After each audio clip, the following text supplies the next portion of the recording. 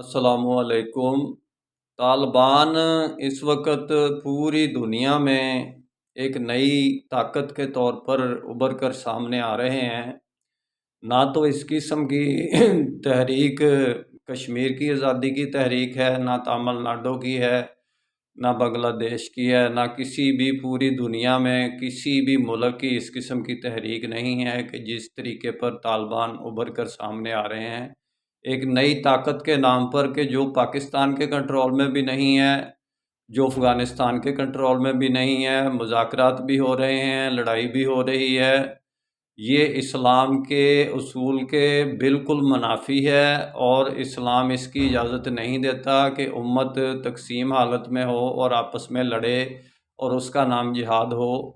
اسلام کی شرائط ہیں کچھ جن کی بنیاد پر جہاد ہوتا ہے۔ میرا کام اسلامک ورلڈ کی امن اور یونائٹی کا ہے۔